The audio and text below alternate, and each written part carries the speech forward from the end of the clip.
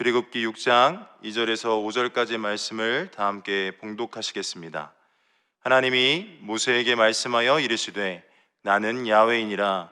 내가 아브라함과 이삭과 야곱에게 전능의 하나님으로 나타났으나 나의 이름을 야훼로는 그들에게 알리지 아니하였고 가나안 땅 곧 그들이 거류하는 땅을 그들에게 주기로 그들과 언약하였더니 이제 애굽 사람이 종으로 삼은 이스라엘 자손의 신음소리를 내가 듣고 나의 언약을 기억하노라. 아멘. 할렐루야.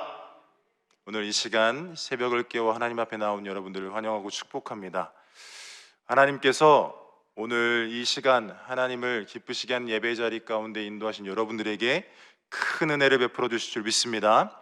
오늘 봉독한 말씀을 근거로 서약을 지킨 사랑, 따라해 주시면 감사하겠습니다. 서약을 지킨 사랑, 서약을 지킨 사랑, 이러한 말씀의 제목을 가지고 잠시 동안 은혜를 나누고자 합니다.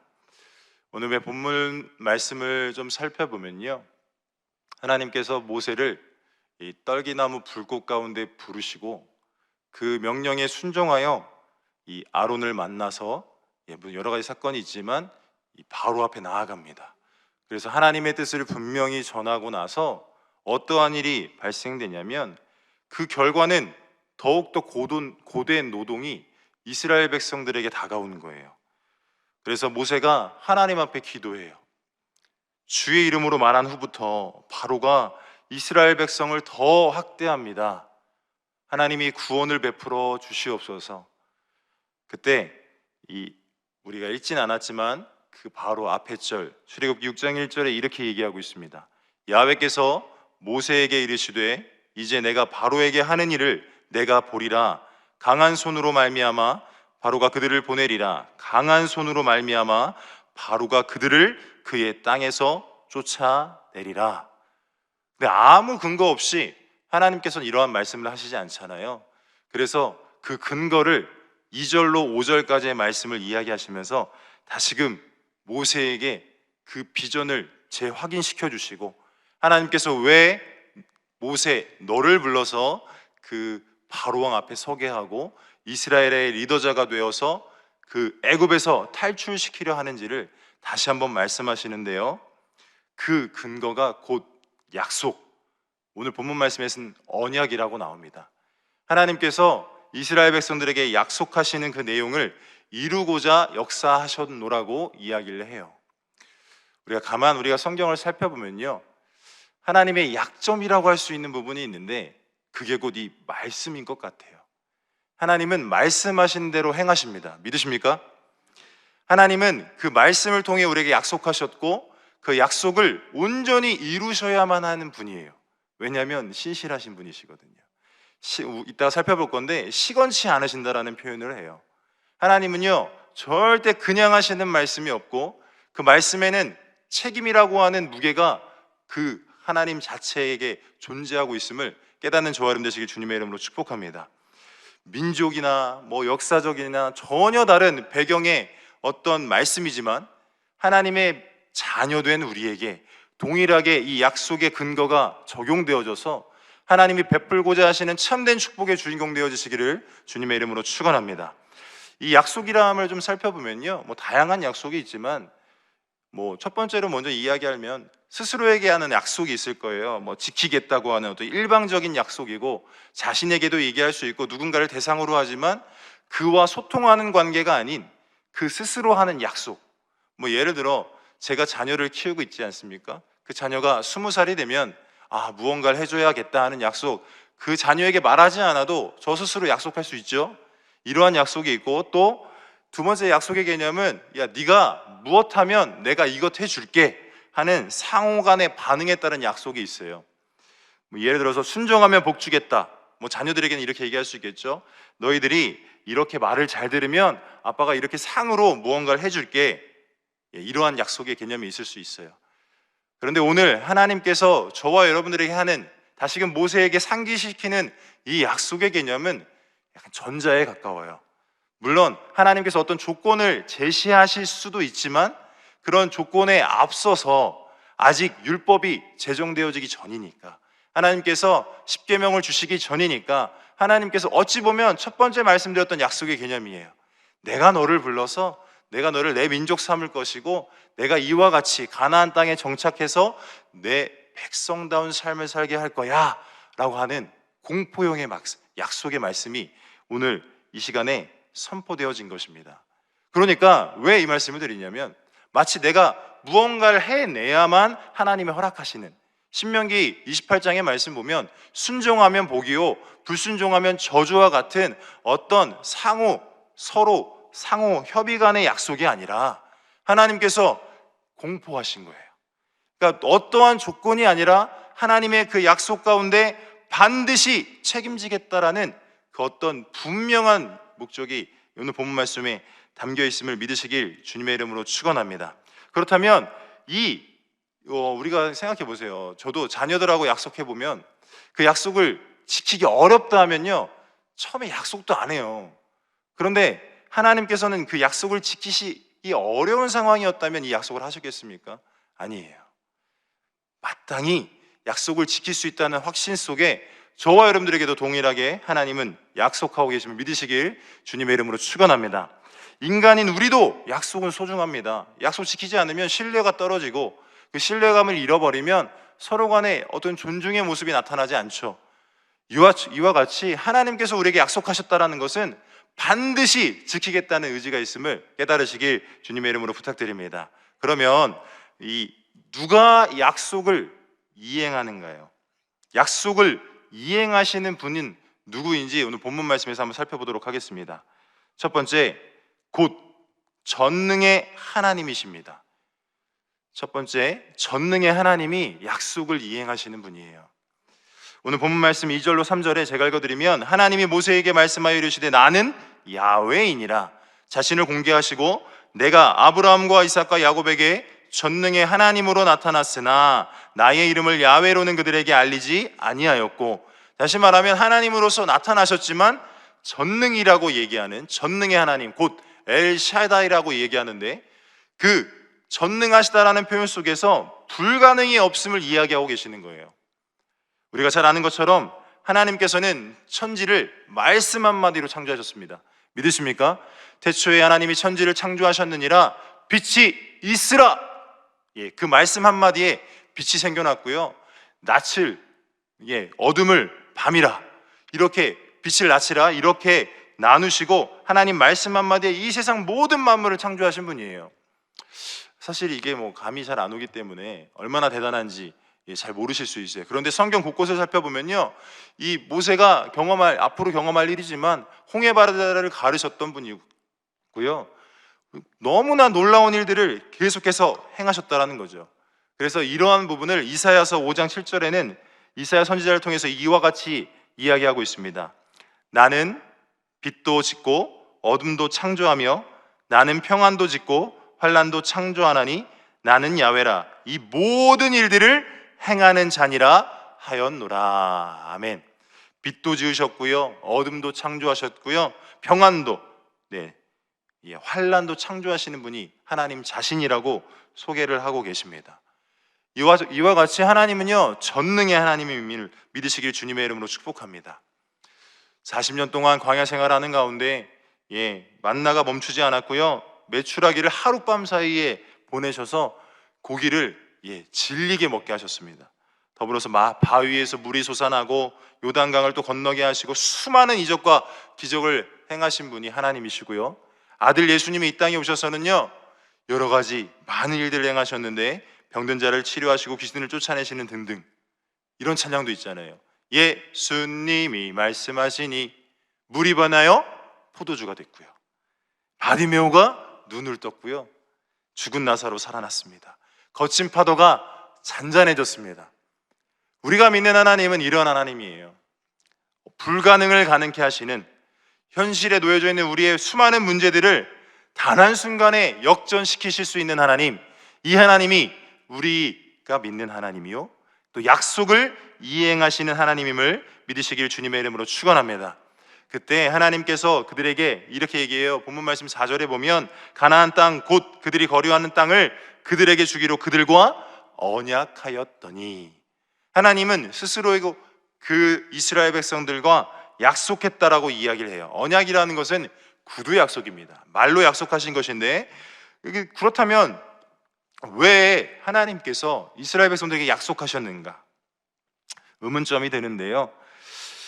그렇다면 왜 바로 가나안 땅에서 정착해 살게 하지 아니하시고 애굽에서 400년간 사시면 살게 하며 또 그냥 그곳에서 잘 또 살게 하면 되는데 하필이면 노예 생활을 하게 하셨을까?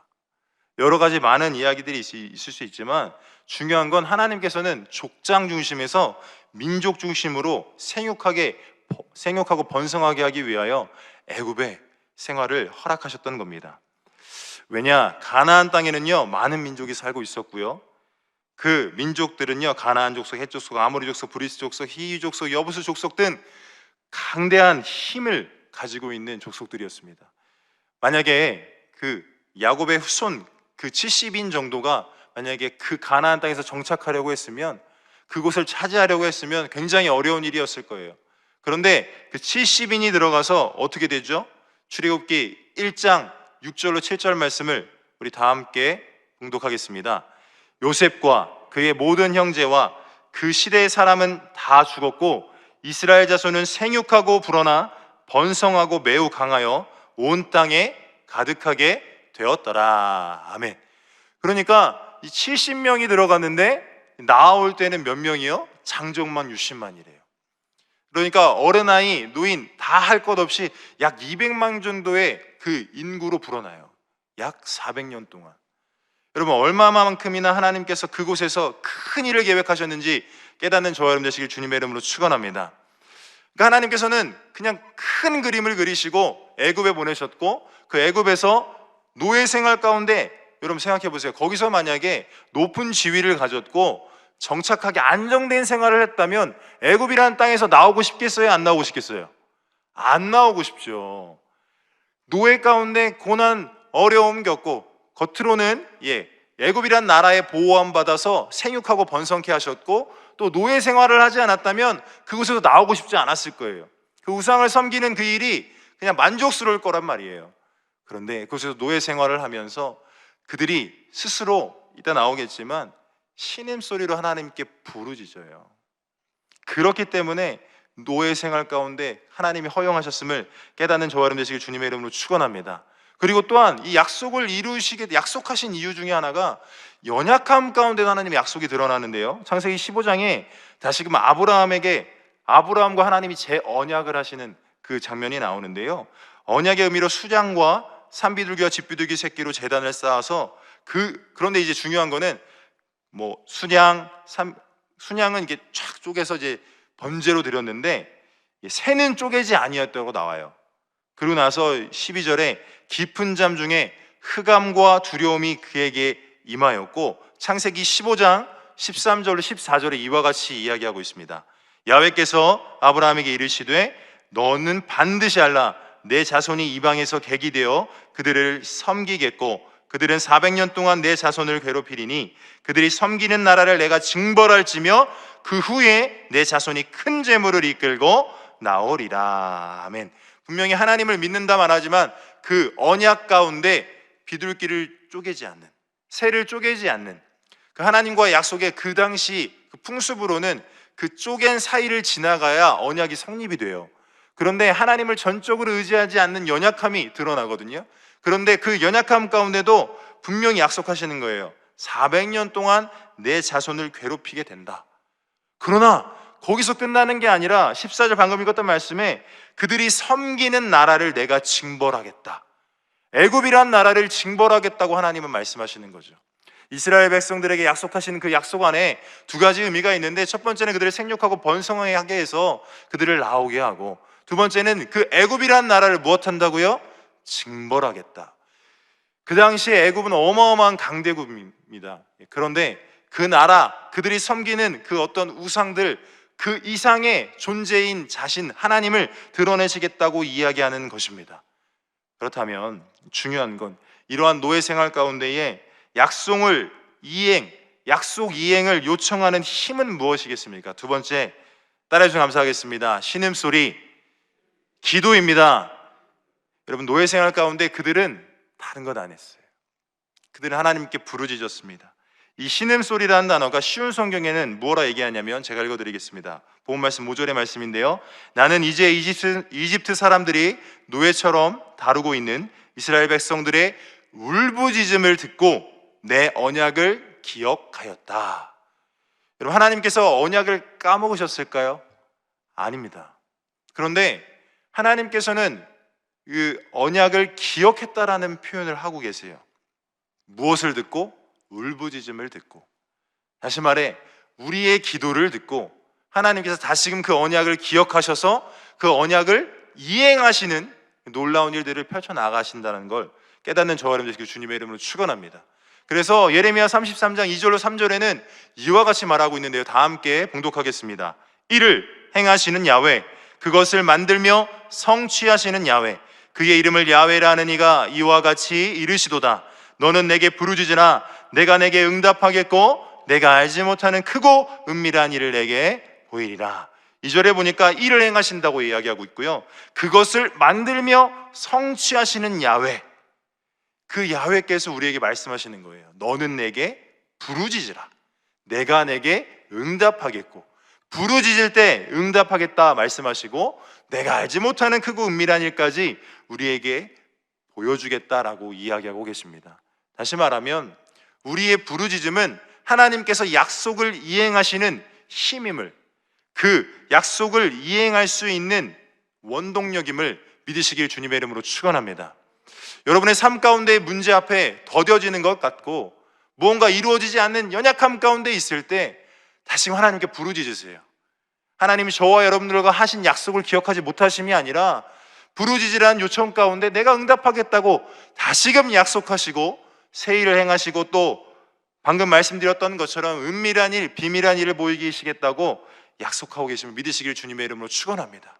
다시 말하면 이 기도 가운데 더 깊은 내면을 살펴보면 하나님이 가장 더 크게 원하시는 것은 저와 우리 하나님, 우리 모두와 하나님의 소통이요, 교제요, 교통이 임하시길 원하신다는 것 깨닫는 저와 여러분 되시길 주님의 이름으로 축원합니다. 그래서 잠언 8장 17절에는 이와 같이 말씀하고 있습니다. 나를 사랑하는 자들이 나의 사랑을 입으며 나를 간절히 찾는 자가 나를 만날 것이니라. 할렐루야. 분명히 하나님은 만나고 싶고요, 하나님은 응답하고 싶어요. 그런데 이스라엘 백성들이 왜 노예 생활을 했느냐? 여러분 잘 아시잖아요. 등 따스고 배부르면 하나님 찾아야 안 찾아요? 대한민국 발전하니까 하나님을 더욱더 찾습니까? 멀리합니까? 멀리하잖아요. 어찌하면 고난이 유익이라는 표현이 성경에 기록되어 있겠습니까? 여러분, 고난이 유익되지 마시고 지금 있는 그 자리에 나와 예배하며 하나님을 찾으실 때 다시금 우리와 그 언약을 재갱신하시며 우리의 삶 가운데 약속의 말씀을 이행하실 하나님 믿으시길 주님의 이름으로 축원합니다. 약속을 이행하시게 하실 그 힘은 기도임을 믿으시길 주님의 이름으로 축원합니다. 세상의 전망은 어렵다고 얘기하고 경제가 어렵습니다.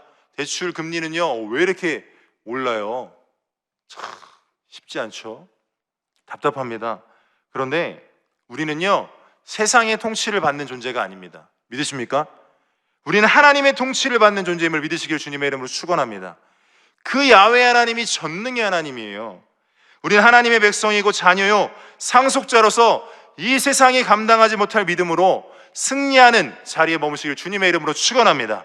그럼 마지막 세 번째로 약속을 이행하실 수 있는 힘은 무엇일까요? 우리가 약속 이행을 요청할 수 있는 힘은 기도라 그랬는데 약속을 이행할 수 있는 힘은 무엇인지 세 번째 따라해 주시면 감사하겠습니다. 전능하신 하나님의 사랑입니다. 전능하신 하나님의 사랑이 약속을 이행하실 수 있는 힘이에요. 여러분, 하나님이 우리를 사랑하심을 믿으십니까? 요한복음 3장 16절에 이렇게 말씀하죠. 하나님이 세상을 이처럼 사랑하사 독생자를 주셨으니 이는 그를 믿는 자마다 멸망하지 않고 영생을 얻게 하려 하심이라. 하나님이 우리를 이처럼 사랑하는데 단어로는 이처럼이라는 한 단어 안에 그 사랑의 어떤 크기를 표현하는데요, 여러분 생각해 보세요. 이처럼이란 단어 가운데 독생자 단 하나뿐인 아들 예수를 맞바꾸실 만한 사랑이에요.